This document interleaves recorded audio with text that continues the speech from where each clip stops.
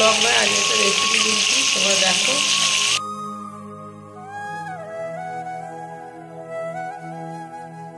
এটা হচ্ছে আমের আটা, তাই তো? সরষের তেল দেওয়া হয়েছে, সরষের তেলের মধ্যে 5 ফোড়ন আর শুকনো লঙ্কা দেওয়া হয়, এরপরে আম দিয়ে দেওয়া হচ্ছে।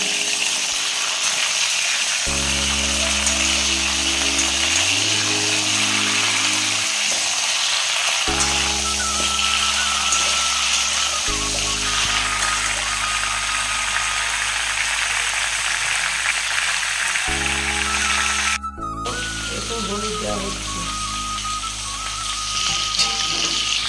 তো গাইস, এখন মেন জিনিস দেওয়া হচ্ছে আটার ঘি।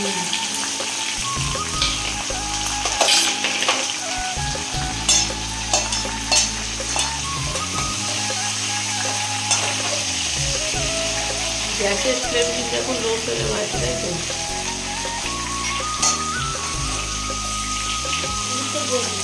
গ্যাসের যে ফ্লেম যদি জল করলে সব পড়ে যাবে।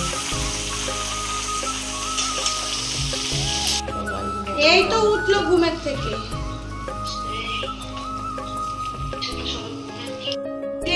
ধনে, মৌরি, শুকনো লঙ্কা আর অল্প 5 ফোড়ন, হাফ চা চামচের মতন 5 ফোড়ন একসাথে ড্রাই রোস্ট করে গুঁড়ো করা হবে। হ্যাঁ, আচারের মশলার জন্য।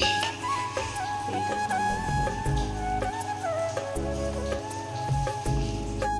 দেখো, এটা ড্রাই রোস্ট হয়ে গেছে, এটা খালি এবার গুঁড়ো করা হবে। আর এটার মতো আমের পজিশনটা এরকম এসেছে। এটা শুধু গুঁড়ি দেওয়া হয়েছে, এর মধ্যে গুড় দিলে অনেকদিন থাকে। এর মধ্যে কিছুই দেওয়া যদি চাও, এটা যদি চাও চিনিও দিতে পারবে, বা চিনি দিতে বেশি দিন লাগে না। তো গাইস দেখো, কালারটাই দেখো এসেছে। এটা হচ্ছে মেন কালার এসে গেছে, তাই তো? এই তো। এরপরে এবার কি করতে হবে বলো? তারপরে তো এই তো অফ করে দেবো, এটা টানলে পরে তারপরে গুঁড়ো মশলা। এটা অফ করে দেওয়ার পরে এবারে ভাজা মশলা দেওয়া হবে। মিষ্টিটা কেউ যদি কম দিতে চায় দিতে পারে। থাম্বনেল পরে তুলে নিয়ে প্লেটে সাজিয়ে থাম্বনেল তুলে নিয়ে, ঠিক আছে?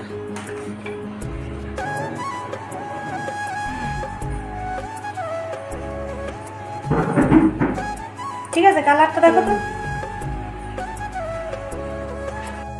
বলো বলো। এটা ওই যে জিরে, ধনে, মৌরি, যে গুঁড়োটা করা হলো, শুকনো লঙ্কা, সেইটা। এবার এটা দিয়ে দেবো।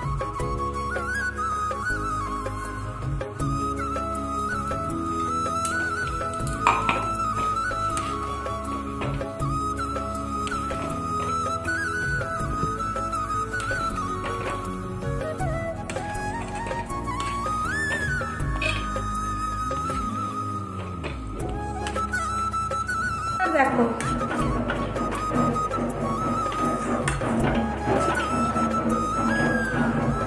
এই দেখো কালার।